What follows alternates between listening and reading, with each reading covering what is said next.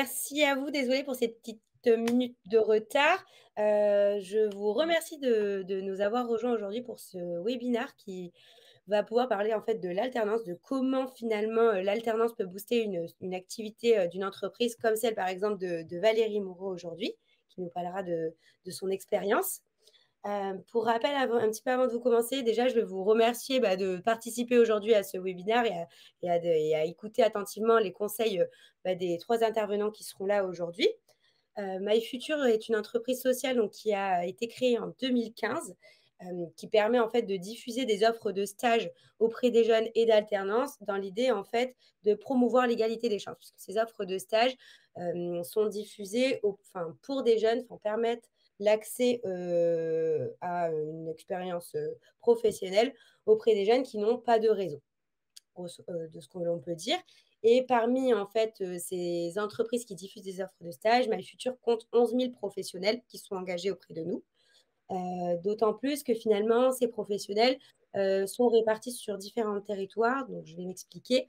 MyFuture, en fait, travaille en partenariat avec des territoires qui permettent finalement de diffuser également des offres de stage via différentes plateformes. Donc, on va dire plutôt des plateformes régionales.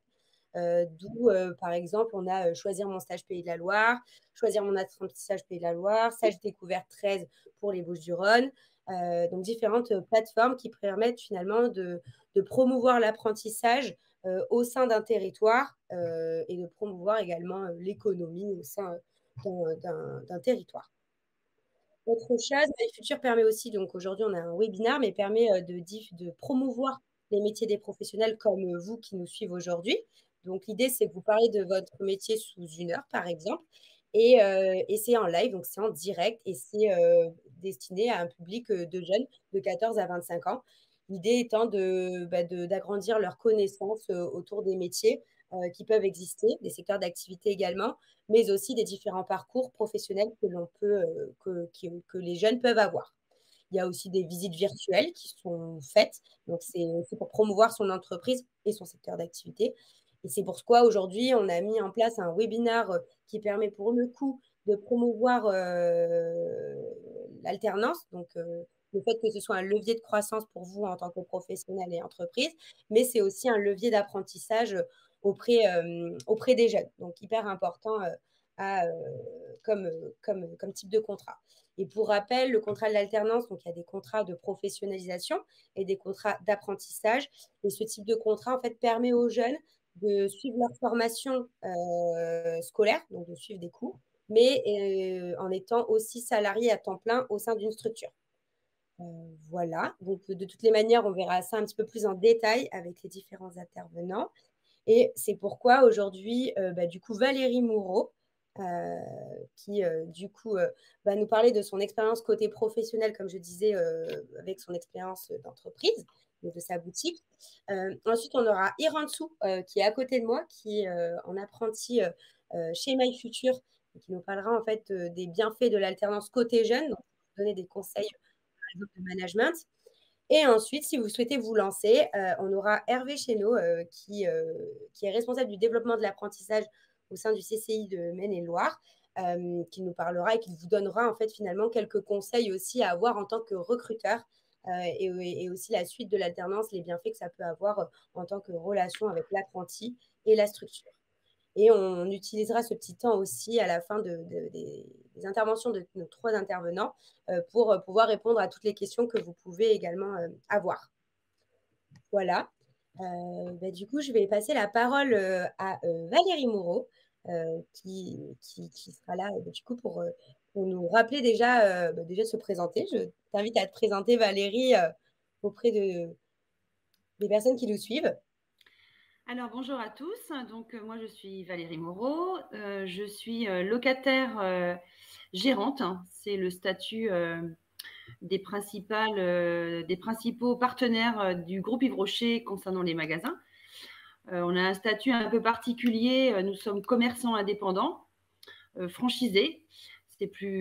Ça parle un peu plus. Donc voilà, commerçants indépendants et on est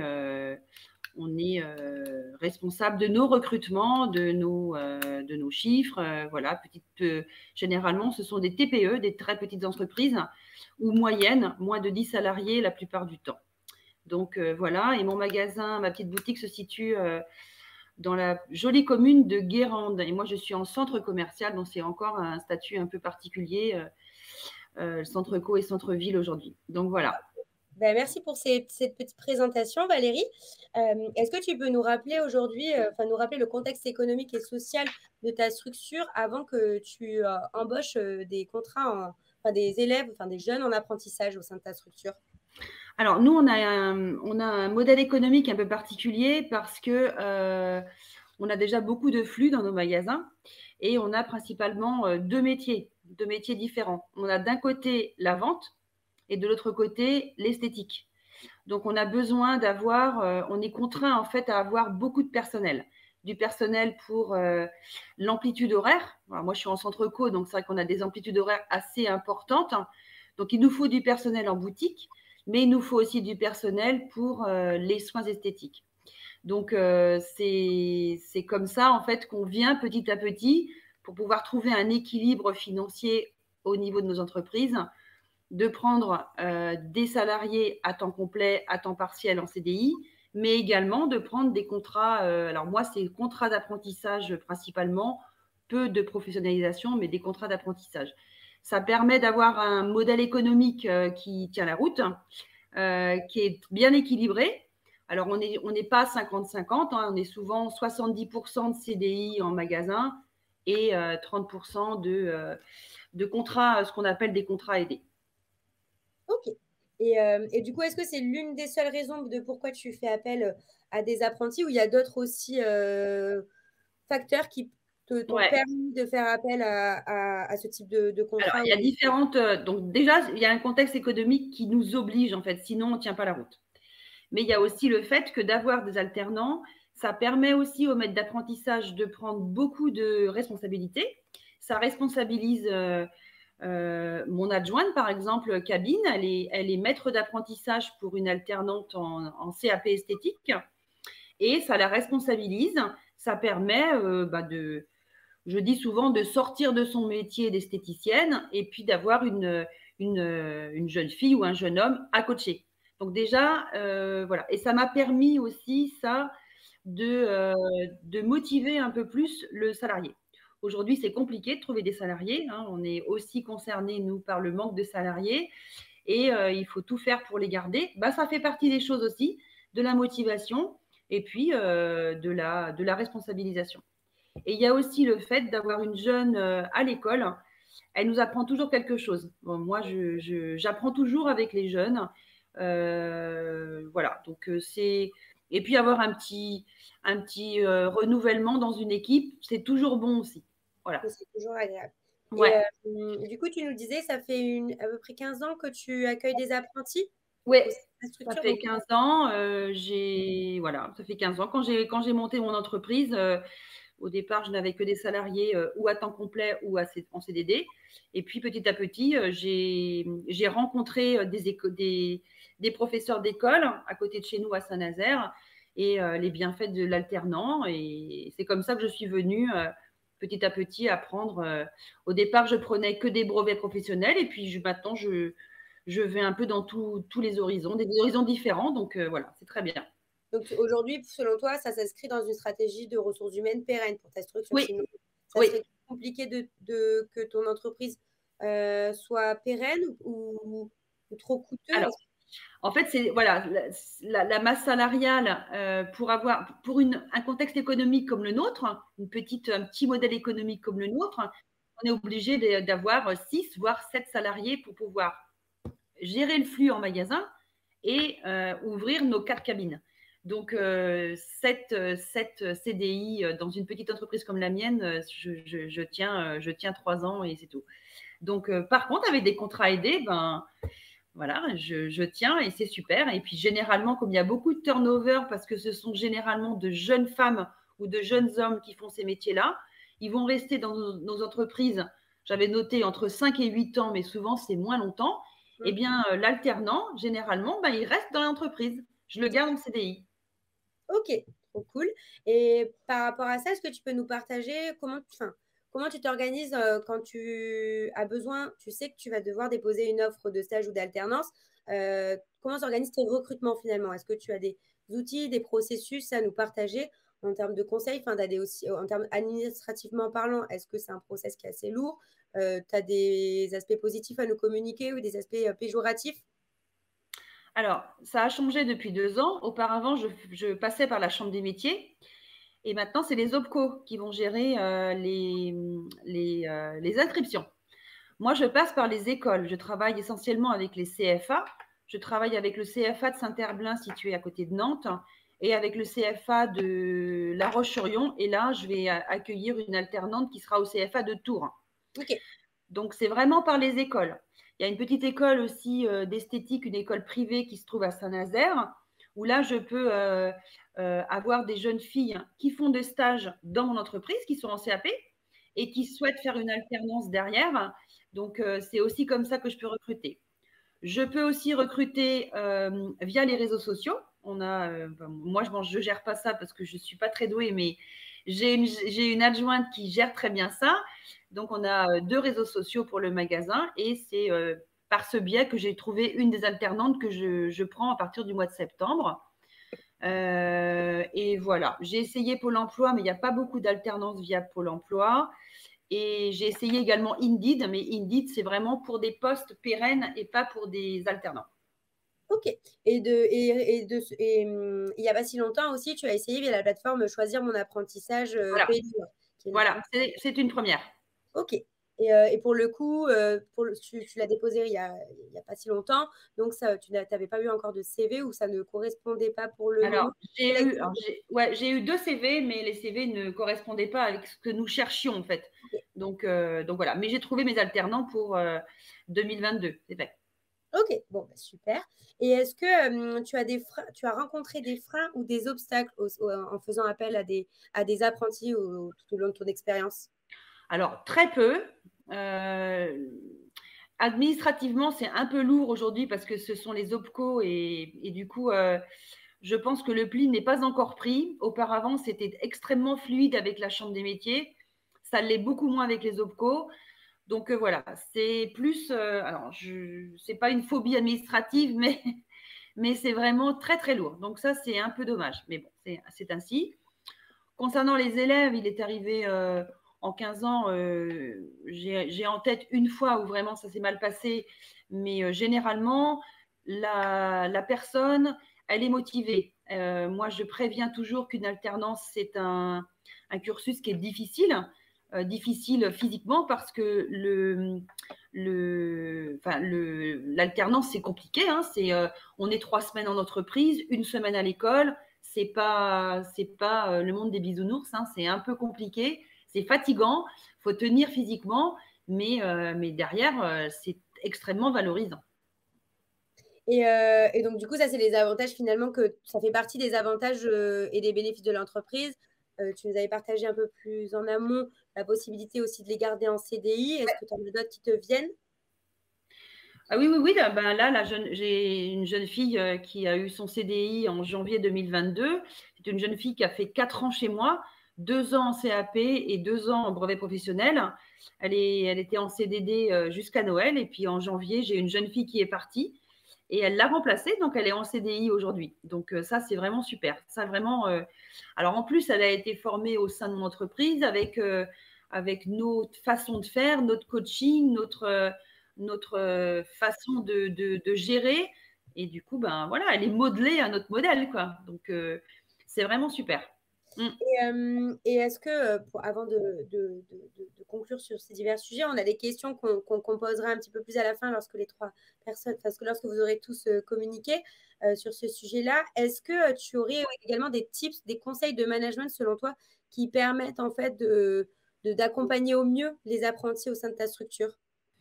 Alors, aujourd'hui, il existe dans mon entreprise différents cursus. J'ai des CAP, j'ai des brevets professionnels et j'ai des BTS. Donc, forcément, les 3 cursus vont être, ça va être du management un peu différent. La CAP, il faut vraiment l'accompagner. D'abord, elle est jeune. Oui, il est jeune. il a 15 ans ou elle a 15 ans. Donc, je ne vais pas manager une jeune fille ou un jeune homme de 15 ans comme je vais manager une personne de 20 ans. Donc, la CAP, elle a besoin d'être entièrement prise en charge. On va la gérer tout le temps. Elle va être tout le temps en doublon. Ça va lui permettre d'être beaucoup plus à l'aise et sécurisée parce qu'elle a son doublon qui est avec elle tout le temps. Elle va en cabine, elles sont deux. Elle va en magasin, elle est suivie avec moi.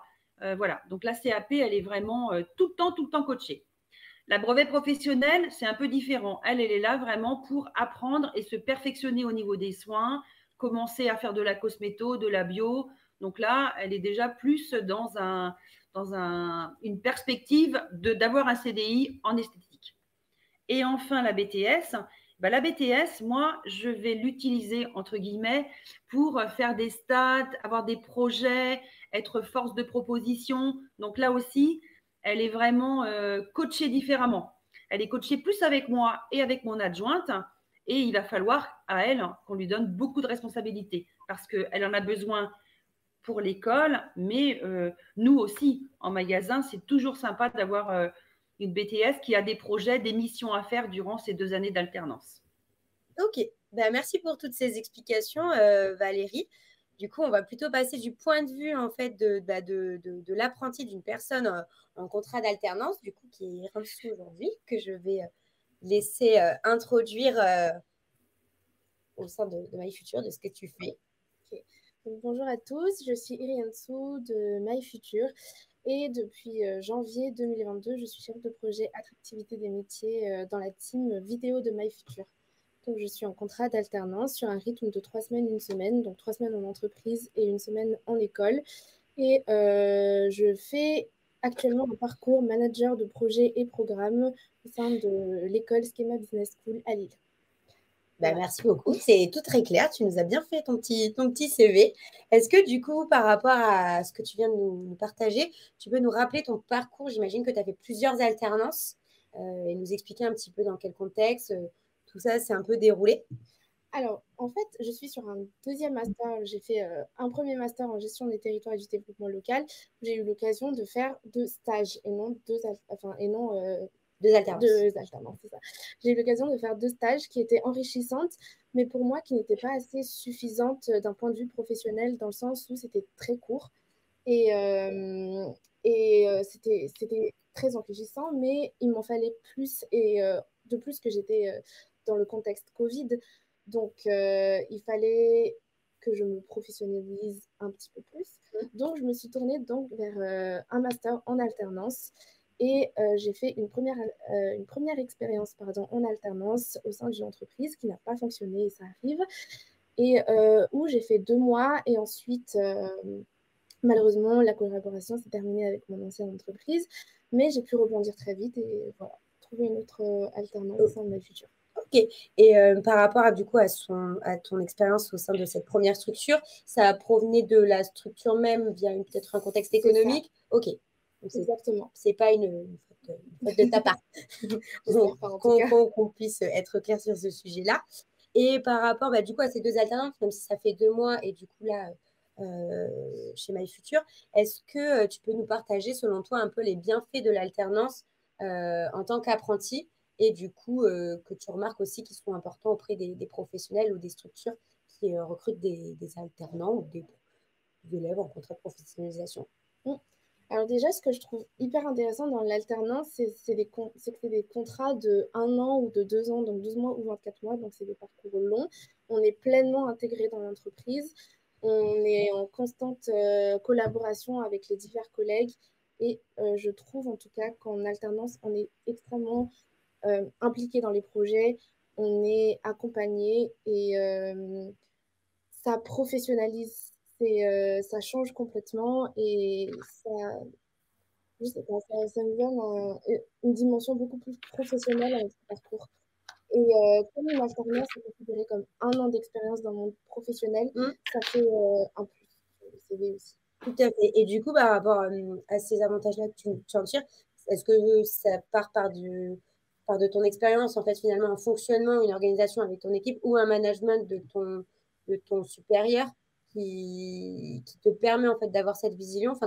Comment ça s'explique? Qu'est-ce que tu aimes dans ton management? Qu'est-ce que tu aimes aujourd'hui et qu'est-ce que tu recommandes aux autres collaborateurs qui nous suivent d'intégrer dans leur management auprès des jeunes?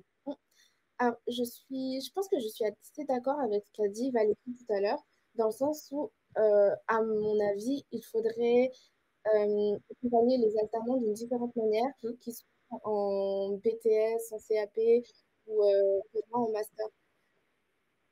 Parce que du coup, je trouve que moi, par exemple, j'ai besoin d'énormes, enfin, j'ai pas besoin d'énormément de liberté, mais j'ai besoin qu'on me responsabilise, mais qu'en même temps, on m'accompagne. Donc, c'est plutôt un accompagnement vers la professionnalisation dont j'ai besoin en termes de management. Par exemple, avec ma manager actuelle, elle m'accompagne, c'est-à-dire elle m'assiste lors des rendez-vous, mais je peux très bien prendre la parole toute seule et parler aux professionnels, prendre le lead, etc. Et je trouve que c'est très formateur. Du coup, donc ça, c'est un constat. Est-ce que tu as des attentes dans tous les cas quand tu rentres dans une structure en tant que toi, jeune apprenti? Est-ce que tu as des attentes particulières vis-à-vis de ton ou ta responsable hiérarchique? Parce que là, tu t'es rendu compte finalement pendant ton apprentissage que tu appréciais ce type de comportement. Mais est-ce que déjà en amont d'intégrer MyFuture ou l'autre entreprise en question, tu avais déjà des attentes? Oui, j'attendais d'un manager ou de tout professionnel qui m'accompagne qu'il m'écoute, qu'on prenne un temps d'écoute une fois par mois ou une fois par trimestre, voilà, selon les besoins et selon la charge de travail, qu'on m'écoute et qu'on fasse un point sur ce qui va, ce qui ne va pas, ce qui a amélioré, etc., pour que moi aussi je puisse avancer de mon côté en tant qu'apprenti et m'améliorer professionnellement. Ok, bah merci pour toutes ces explications. Est-ce que d'ailleurs, par rapport à ton expérience, tu as une anecdote ou une anecdote à nous partager, qui soit positive ou un bon aspect que tu aimerais communiquer, pas que ce soit forcément anecdote au sens propre, ou un stéréotype que tu as ressenti en tant qu'apprenti, que tu as connu, mais que finalement, toi, en tant qu'apprenti, tu trouves que c'est réellement un stéréotype puisque ce n'est pas le cas. Alors, c'est un stéréotype, mais qu'on m'a sorti moi parce que je suis dans une petite entreprise, une start-up. D'accord. On m'a souvent dit, oui, tu es en alternance dans une start-up, donc la charge de travail doit être énorme, tu dois couler sous les responsabilités, etc. Mais en fait, non, pas du tout, puisque on me laisse le choix, on me laisse la responsabilité de faire. Et si je n'ai pas le temps ou quoi que ce soit, je peux très bien m'appuyer sur ma manager ou mes tuteurs ou d'autres collègues. Et c'est très formateur. Ok, bah merci pour Non, si, c'était clair. Je vois qu'on n'a pas de questions par rapport à ce que tu viens de nous partager. Donc, je pense que tu as bien fait ton rôle d'oratrice. Est-ce que toi, tu as d'autres choses à ajouter? Un petit mot que tu pourrais communiquer auprès des personnes qui nous suivent en tant que manager ou entreprise accueillante qui accueille en fait des alternants? Ou pas, hein, peut-être que tu n'en as pas.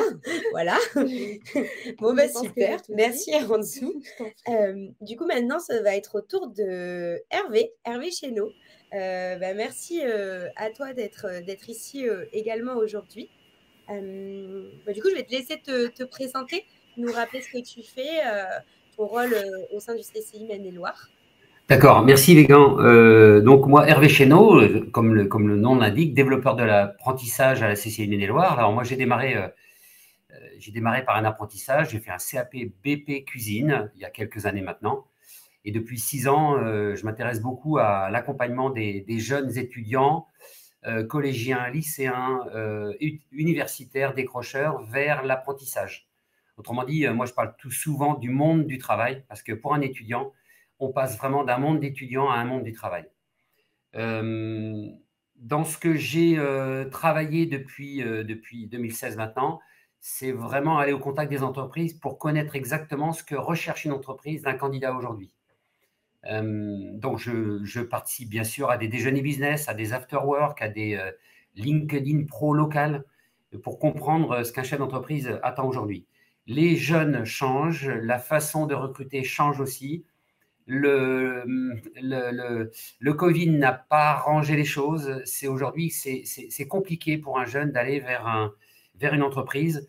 Je donne un exemple très simple, c'est qu'en fait, les jeunes, pendant 2 ans, ont obtenu des diplômes dans leur chambre sans passer de diplôme. Et c'est ça qui est terrible. En fait, il faut comprendre que pour eux, c'est encore plus dur d'aller vers le monde du travail aujourd'hui parce que si on ne les accompagne pas, si on ne les prend pas par la main, et je ne parle pas de niveau, je ne parle pas de CAP, de Bac Pro, de BTS, c'est vraiment à tout niveau. Moi, j'ai compris ça il y a quelques temps maintenant, puisque j'accompagne des prépas apprentissages vers le monde du travail.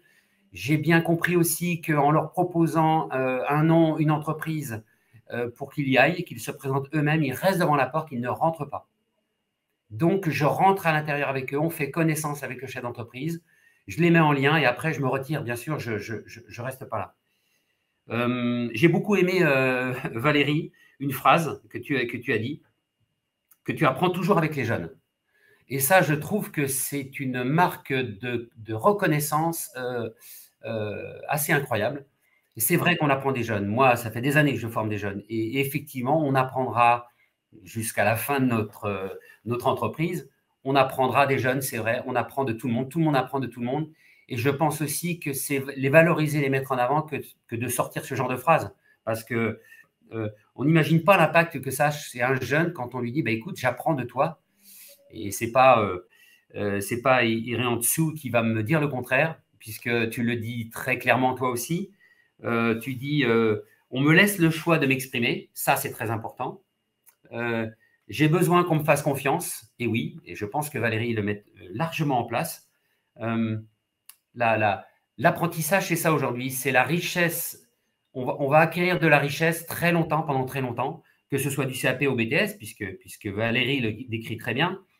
Et je voulais revenir aussi sur ces différences que fait Valérie aussi, que je trouve vraiment très bien, parce qu'elle sait très bien qu'évidemment, en embauchant un jeune de 15 ans, bien sûr qu'il est tout neuf, qu'il arrive dans un monde professionnel et que c'est complètement difficile de décoder tous les codes de l'entreprise, c'est compliqué, et qu'il a besoin d'un accompagnement, d'une prise en charge entièrement. Je ne peux pas le laisser tout seul dans l'entreprise, c'est pas possible à 15 ans. Même si, voilà, si des entreprises pensent qu'à 15 ans, on peut laisser un jeune tout seul, c'est pas vrai. Après, le BP, effectivement, c'est autre chose parce que je suis, et comme pour le CAP, je suis un salarié CDD, j'apprends à me perfectionner. Donc, oui, j'apprends à me perfectionner. J'ai déjà des connaissances. Je connais le fonctionnement de l'entreprise. J'ai déjà la stature professionnelle parce que j'ai passé un CAP. Et puis le BTS, alors moi, je le compare plus à quelqu'un que j'embauche. Je fais un peu plus attention parce que je vais le former à l'image de mon entreprise pour le garder. Et cette personne-là, si elle a déjà un peu de bouteille, si elle a déjà eu un CAP, un BP, un Bac Pro, elle a déjà ce fonctionnement, ce mode de fonctionnement qui va permettre à l'entreprise qui l'embauche pour un BTS, bien sûr, de la former à l'image de l'entreprise et derrière de lui proposer un poste. Donc, en fait, on est bien dans des strates qui correspondent exactement à ce que dit Valérie et ce que dit aussi Iré en dessous. Donc, moi, tout ça, ça me plaît. Ça me plaît beaucoup. Hervé, vous nous disiez, lorsqu'on avait fait différents échanges également, vous me disiez qu'il fallait faire attention aussi. Donc, certes, il y avait le CV, mais vous m'expliquiez aussi, de par votre expérience, que le feeling était tout aussi important lors d'un entretien. Oui. Et que, je vous laisse un petit peu plus. Oui. Et effectivement, je veux rebondir sur que Valérie a laissé 2 CV de côté parce que ça ne correspondait pas à la philosophie de l'entreprise. Je pense aujourd'hui, moi, sincèrement, qu'on ne peut plus regarder quelqu'un uniquement sur un CV. C'est-à-dire qu'il faut prendre le risque de le convoquer parce qu'il a fait l'effort de venir vers vous et de mener un entretien. Alors, quand je mène un entretien, moi, je comprends les entreprises, il faut du temps. Je pense qu'il faut aller une demi-heure, 3/4 d'heure pour décortiquer la personne et on va se rendre compte d'une chose qui est finalement, on a un peu ce ressenti, ce feeling que va avoir Valérie en rencontrant la personne. Et on va regarder le CV en numéro 2 et je vous assure que ça ne correspond pas. Souvent, ça ne correspond pas. Alors, pourquoi ?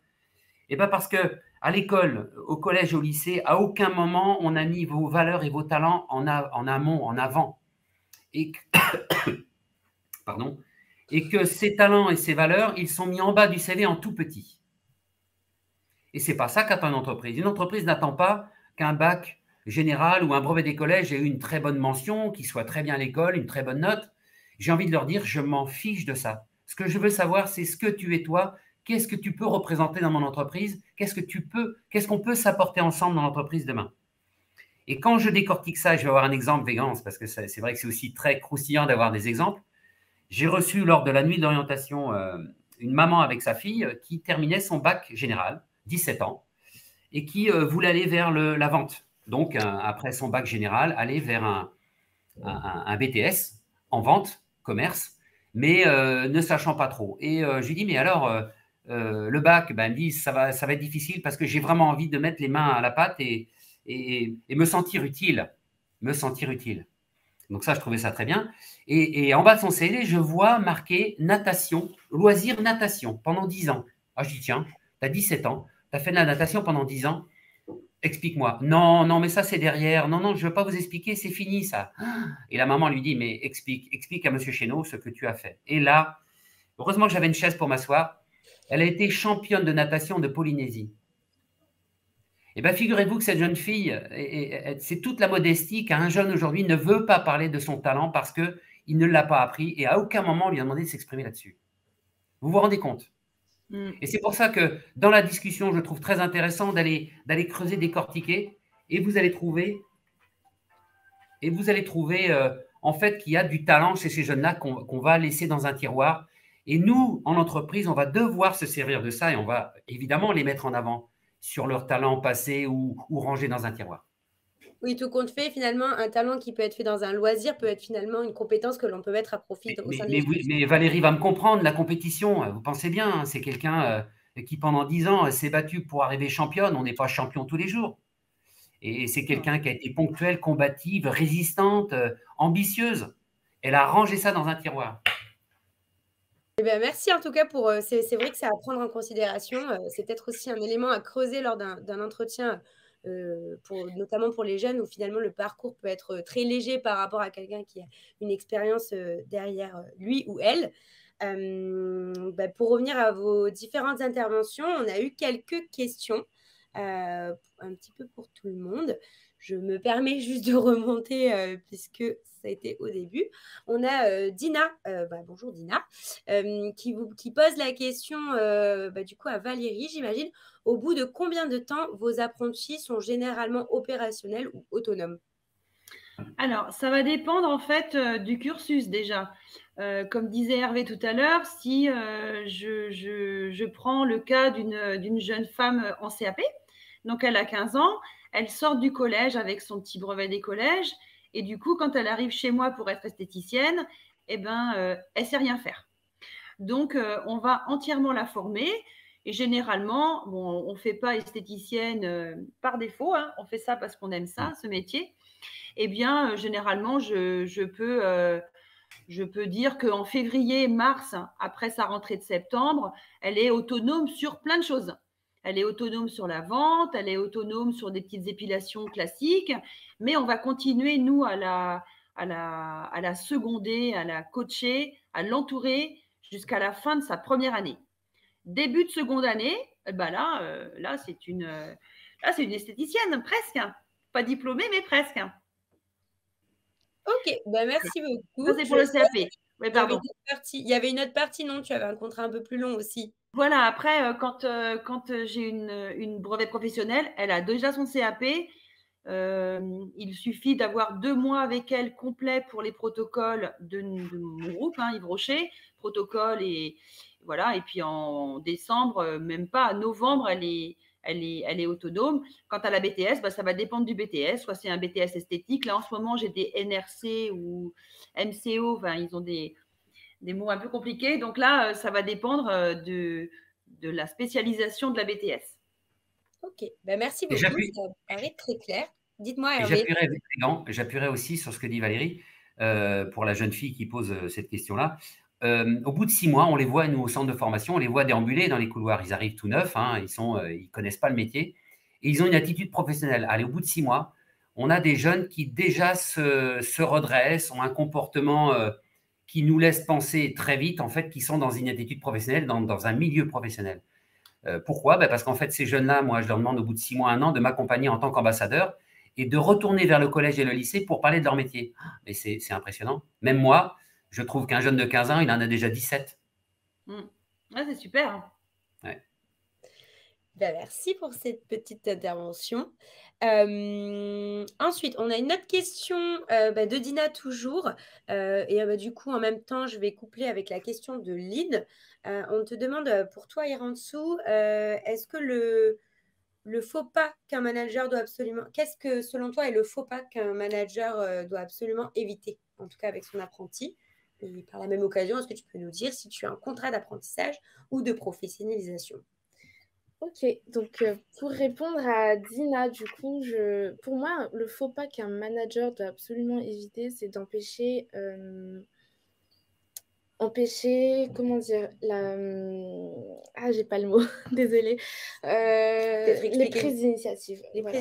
Empêcher les prises Empêcher les d'initiative. prises d'initiative, c'est-à-dire peut-être trop dire fais ci, fais ça, mais Ou parler à ta place. Voilà, ou parler à la place, exactement, à la place de l'apprenti. Ou te cantonner peut-être dans des missions qui ne te permettent pas non plus de prendre des initiatives, par exemple. Pas forcément pour moi, quand on est dans les missions où on ne prend pas d'initiative, ça, il n'y a pas de souci là-dessus, mais plutôt, par exemple, qu'on ne demande pas l'avis de l'alternance, ça, pour moi, c'est empêcher peut-être la prise d'initiative de la part de l'apprenti. Ok. Donc, voilà.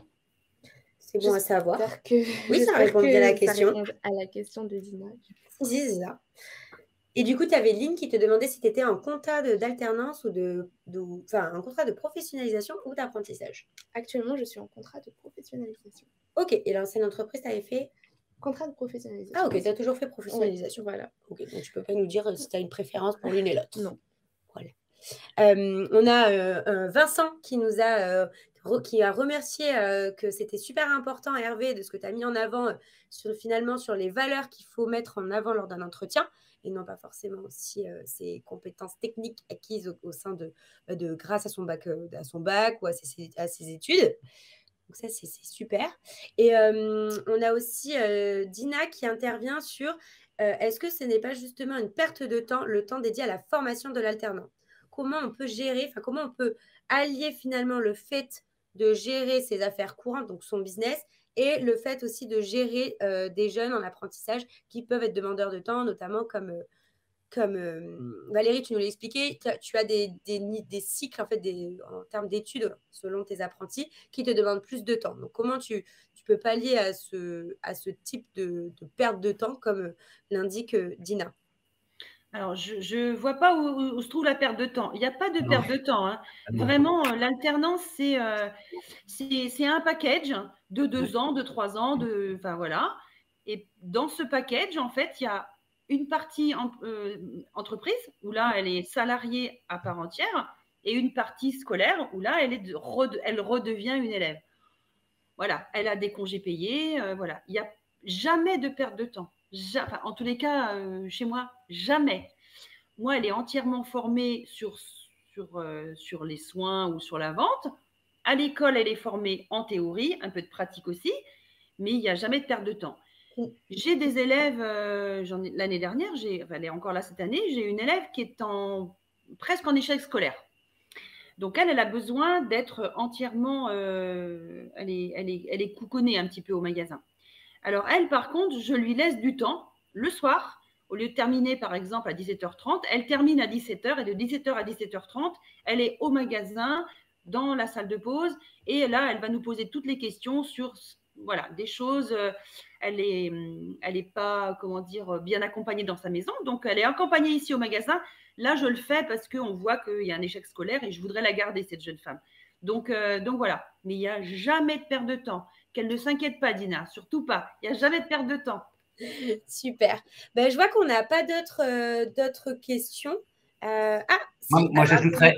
Oui. J'ajouterais aussi j'ajouterais par rapport à Valérie aussi. Bien sûr, je ne me pose pas cette question-là non plus. En fait, qui sera dans la transmission si des chefs d'entreprise comme Valérie ne le font pas? La transmission, c'est ça en fait. On va bien transmettre demain aux gens qui vont nous remplacer dans la société. Et ce n'est pas une perte de temps. Et Valérie, elle le dit très clairement, ce n'est pas une contrainte. C'est naturellement comme ça, la transmission. Tout Et à ça fait. doit se faire comme ça. Et ça doit se faire comme ça. Ça ne s'apprend pas qu'à l'école. Non, c'est clair. Voilà. Et du coup, alors attendez, on a d'autres interventions. Alors, je vais juste en prendre connaissance. On a Vincent qui pose la question de est-ce que vous accompagnez beaucoup vos alternants ou vous les laissez plutôt expérimenter au risque qu'ils fassent des erreurs? J'ai l'impression que c'est plutôt l'accompagnement. En même temps, bien évidemment, je pense qu'un alternant a le droit de faire des erreurs. On accepte que les gens fassent des erreurs. Bien sûr, il est là pour apprendre. L'alternant est là vraiment pour apprendre. On sait très bien que on prend l'alternant pour 2 ans et c'est à nous de le former. Voilà. On a des aides énormes de l'État, de la région. Nous, en tant qu'employeur, on n'a pas de charge sur le salaire, mais en contrepartie, on forme. Enfin, voilà, donc c'est pas du donnant-donnant parce que j'aime pas ce mot-là, mais il y a une contrepartie. Voilà, ouais, c'est mieux, voilà, exactement, voilà, c'est ça, c'est gagnant-gagnant, voilà. Et du coup, on finira sur ces 2 petites questions. Alors, de Hélène Dissaquet, qui demande, donc à mon avis, c'est peut-être pour tous les deux, Hervé et Valérie, que pensez-vous des phases de recrutement qui se passent en plusieurs étapes? Donc, appel téléphonique, exercice, deuxième entretien, encore un entretien. Est-ce que ce n'est pas décourageant pour les jeunes? Je réponds, Valérie? Oui. Moi, je dis aujourd'hui qu'il faut… à partir du moment où je prends la décision d'aller vers une entreprise, le courrier, le mail, je n'y crois pas, c'est se déplacer dans l'entreprise pour aller chercher un stage ou un contrat, mais d'abord un stage. Et je ne me déplace pas si je ne connais pas l'entreprise. Aujourd'hui, on a Monsieur Google qui est tout puissant. Il répond à toutes les questions, en fait. Et avant de faire la démarche vers l'entreprise, je vais apprendre à la connaître via les réseaux sociaux, via le parcours professionnel de la personne que je veux contacter. Et je viens en connaissance de cause dans l'entreprise en disant « je viens vous voir parce que… » Est-ce qu'on peut prendre un petit peu de temps? J'ai décortiqué votre parcours. Est-ce que votre structure, votre entreprise, je sais où vous en êtes aujourd'hui, où vous êtes placé, à quel niveau, etc. Et c'est ça qui m'intéresse. Votre parcours professionnel et où vous en êtes aujourd'hui. Et là, évidemment, il y a une considération du chef d'entreprise qui est beaucoup plus importante puisque je m'intéresse, moi, en tant que futur stagiaire ou futur alternant, je m'intéresse à l'autre. Et quand j'entends, mais Valérie va sourire aussi, quand je vois le jeune qui arrive et qui vient tout neuf et qui va parler de lui, je suis sympa, je suis ponctuel, j'aime bien travailler, je serai à l'heure le matin, mais ce n'est pas tellement ce qu'on attend, on ne le connaît pas. Mais par contre, je viens en connaissance de cause, je viens vous voir parce que j'ai décortiqué l'entreprise et j'ai des questions à vous poser. Ah ah, là c'est différent. Du coup, Hervé, si je ne me trompe pas, pour vous, pour vous, peut-être Valérie, je mets dans le vous, ce qui est le mieux, c'est finalement en fait des entretiens où en fait on se rend compte que c'est le jeune ou la jeune qui s'est intéressé grandement à la structure et qui va lui-même finalement peut-être apporter des projets ou déjà montrer qu'il se projette dans la structure en proposant finalement, je ne sais pas, une étude de cas au lieu que ce soit l'inverse et l'entreprise qui le demande. Et puis, oui, Végan. Et en plus, l'entreprise va vouloir savoir un petit peu ce que le jeune a découvert sur les réseaux, en fait. Tout à fait. Donc, c'est ça qui est intéressant. Tout à fait. Est-ce que vous avez envie de compléter sur cette question, Valérie, ou on termine par la dernière question de Dina avant de clôturer ce webinaire et cet échange autour de l'alternance? Moi, pour l'entretien, enfin pas l'entretien, mais la demande, effectivement, je souhaite vivement que la personne vienne au magasin déposer son CV. Concernant la structure, moi, je m'en fiche. Moi, c'est Yves Rocher. Voilà, Yves Rocher, c'est Yves Rocher. Moi, en fait, ce qui m'intéresse, c'est le métier. C'est différent, en fait. Mais parce que moi, c'est un métier spécifique. C'est une petite niche, hein, c'est de l'esthétique et de la vente. Si la personne me dit, moi, je veux travailler chez Yves Rocher, voilà, moi, je veux qu'on me dise, moi, je veux devenir esthéticienne, moi, je veux devenir directrice de boutique. Voilà, c'est ça, en fait. Mais voilà, mais comme dit si bien Hervé, il faut passer dans les entreprises, déposer les CV. Voilà, ça, c'est super important. Ça dépend aussi peut-être du niveau ou de la taille de la structure, j'imagine tout de même. Sans doute, ouais. Mais ouais, venir en magasin, venir en entreprise déposer un CV, c'est… on a des coups de téléphone quand même. Bonjour, est-ce que vous cherchez des alternants? Moi, je réponds non tout de suite. Hein. Oui, donc ça, c'est mieux quand Ah c'est ouais, présenté. ah ouais, malheureusement. Ok. Et dernière question avant de clôturer. Valérie, comment vous avez pu mesurer la performance ou l'efficacité de votre activité grâce au fait de recruter des alternants, par exemple? Ah ben, c'est tout simple. Financièrement, on s'en sort parce que le modèle économique m'oblige à avoir des contrats aidés. Il y a aussi le fait d'avoir des jeunes en magasin. Ça donne une certaine ambiance. Les clientes, quand elles rentrent dans le magasin, elles n'ont pas des têtes d'enterrement, mais on est tous en train de sourire. On est tous parce qu'elles ont 15 ans, 16 ans. Et ben voilà, la vie, elles ont toute la vie devant elles. Elles sont heureuses de vivre. Hein. Si l'ambiance va bien au magasin parce que j'ai des jeunes au magasin, eh ben c'est gagné. Hein, c'est gagné. Le chiffre est là, les clientes viennent. Il n'y a plus de place dans les cabines tellement il y a du monde. Voilà, on est content.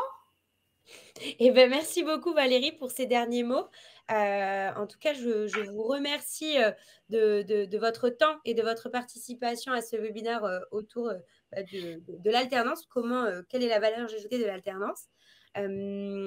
Pour vous dire un dernier petit mot, si vous souhaitez des informations complémentaires pour les personnes qui nous ont suivis aujourd'hui, vous pouvez tout à fait vous rendre sur le site du coup My Futur, vous rendre sur l'espace professionnel qui permet en fait vous avez un ensemble d'articles ou de contenus qui permet de vous accompagner si vous souhaitez recruter des alternants et ou si ce webinaire vous a convaincu.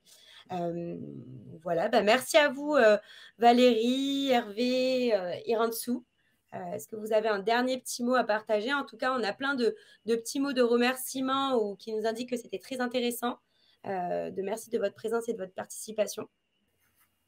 Merci à vous et puis vive l'alternance.